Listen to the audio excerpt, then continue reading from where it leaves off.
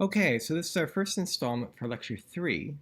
In this case, what we're doing is we're looking at the different lobes of the cerebral hemisphere and starting to name the different gyri and sulci that are present there, as well as identifying some of the Brodmann's areas and the functions that are affiliated with them.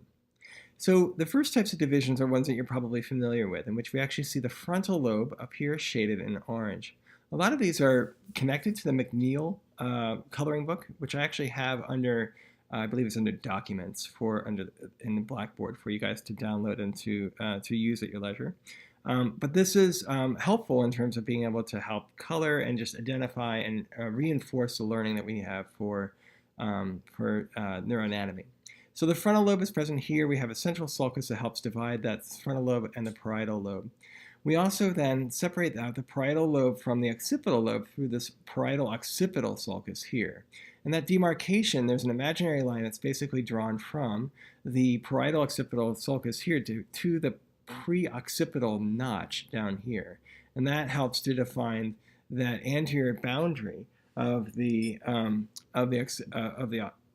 occipital lobe. Then, as we're looking here, what we also have is perpendicular is this separation of the temporal lobe here. Finally, the lateral sulcus helps define the superior portion of the temporal lobe that's present along this line here. The insula, which is part of the cerebral cortex, is tucked in underneath here, and it's hidden from view.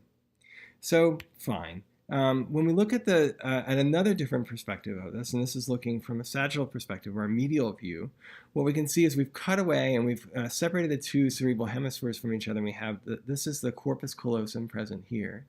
And then what we have is the frontal lobe, again shaded in red, the parietal lobe, occipital and temporal lobe. The central sulcus, in which we have this particular type of definition of the line here. And then extending from that parietal occipital sulcus here and to where the preoccipital notch and those regions meet, that's where we actually draw the line for our occipital lobe. What we're going to end up doing is learning a lot about the gyri and sulci that make up these different lobes and then start to identify some of the different structures within that. So that's what we're going to be doing as soon as we return this bottle to its rightful owner. There we go. All right. So what we have then is, and when we're looking at these different types of sulci, is this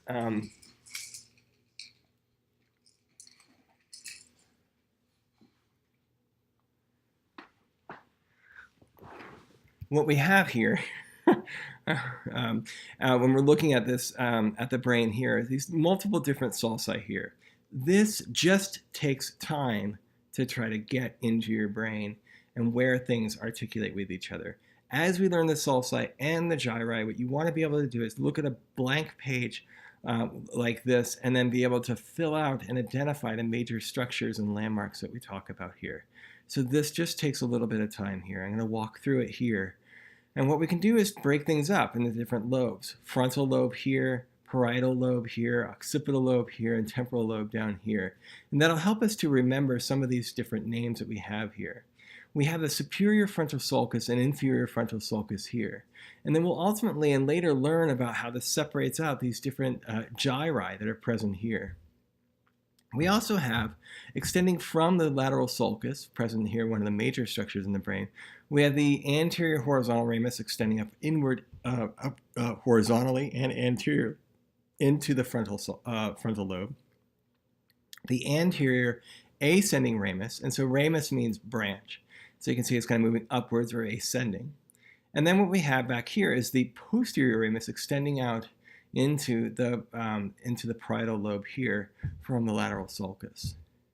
So these branches help to define several different really important domains that we'll learn about within the frontal lobe. And so we're focusing in a bit on that. The precentral sulcus here and the central sulcus here help to define a really important gyrus here, that precentral gyrus, which is important for motor function. The central sulcus here and the post-central sulcus help to define the sensory, an important sensory gyrus there, called the post-central gyrus. So you can already see that the nomenclature here, precentral and postcentral, are defining it in terms of its location to the central sulcus here. And likewise, this lateral sulcus as a major landmark helps to be able to say what's anterior, like this ramus here and here, versus posterior, which is back here. When we're also looking at and trying to identify these different sulci, we can see that we have one in here that's in the parietal lobe. That's the interparietal sulcus here. The one that's present within the occipital lobe is the lateral occipital sulcus, which you can remember by just that it's extending out laterally, much like this lateral sulcus here. And then finally in the temporal lobe, we have two of them, one on the top and one on the bottom. So the top one's called the superior temporal sulcus, and the lower one's called the inferior temporal sulcus. So, okay, we've learned some of these different structures here. Let's go ahead and look at the medial view of the brain and try to take a peek at what's happening here.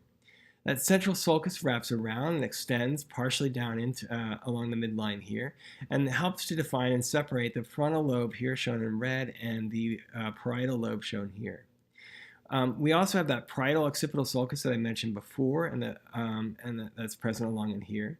And then within the occipital lobe here, we have two, and these just are trickier names: the calcarine sulcus here and the collateral sulcus along in here. As we extend out into the temporal lobe, we have the rhinal sulcus along here and the occipital temporal sulcus right along in here.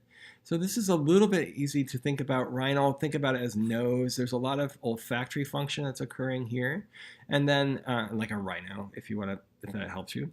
And then the occipital temporal sulcus here is extending from the occipital lobe down into the temporal lobe. And so you may be able to use that as a mnemonic to try to help remember some of the different sulci that you have there. For the gyri, if you remember, we were talking about these different types of sulci that we had before, and then how they help to define some of the different domains here. So the superior frontal sulcus right along up in here helps define this superior frontal gyrus.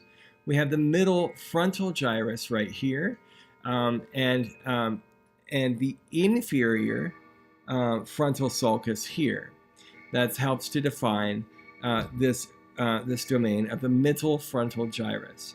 Finally, below that inferior frontal sulcus, so now we have that inferior frontal sulcus, which we learned about before, helps to define that boundary of for the lower boundary of this middle frontal gyrus.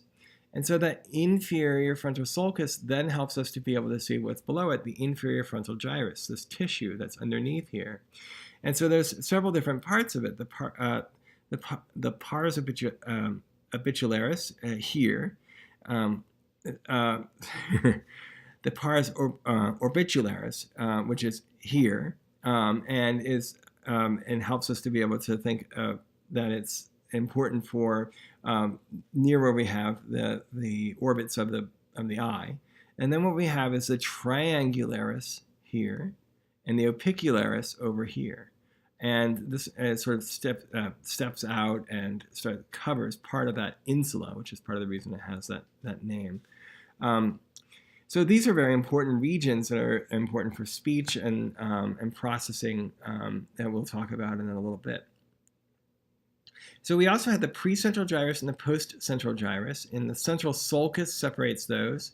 Here's that precentral sulcus, and here's that postcentral sulcus. And then in the parietal lobe, as we extend here, what we have is that interparietal sulcus right up along in here. So we have on the top of it is the superior, and here's the inferior parietal lobule.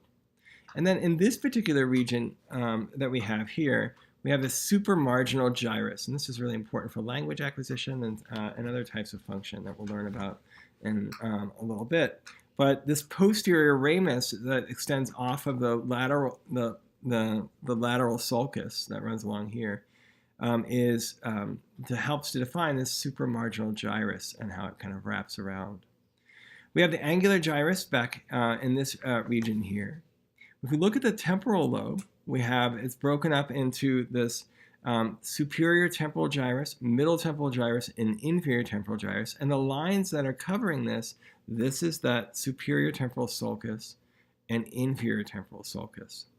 And finally, when we're looking at the occipital lobe, then we can find the lateral occipital sulcus here and the lateral occipital gyri, multiple terms, plural here, just describing these different gyri that are present along the lateral surface of the occipital lobe. And that's meaningful because if we look at the different, if we look at the medial perspective of this, we can see that we actually get very tricky and specific about how we name some of these different gyri and sulci within the occipital lobe. So the next slide just shows how you can see some of these different gross changes that happen in different types of pathologies, including Alzheimer's, where you actually find that there's a narrowing of the gyri and a widening of the sulci. So and multiple different regions that are depicted here. And interestingly, there's different types of pathologies that actually result in different regions of the brain to show this type of pathology. So you can help to be able to identify the sort of dementia or the sort of type of neurodegeneration that's occurring by being able to look at the gyri and sulci of the tissue. Not that there's much you can do about it at this point. We're working on that. But here what we're looking at is the gyri of the cerebral hemisphere from the medial perspective. And so here we have the frontal lobe, parietal lobe, occipital lobe, and the temporal lobe. And then what we have, and what we're looking at is that we have this medial frontal gyrus that extends down along in here and is present right along in here. We have the paracentral lobule. So this includes both the frontal and the parietal lobes, kind of extends between those two. And the central sulcus extends into the middle of that. And then what we have is that we have this precuneus region in here that extends until we reach this the occipital lobe. If you remember that this is the parietal occipital sulcus, and there's this boundary here, that then separates out these this occipital lobe.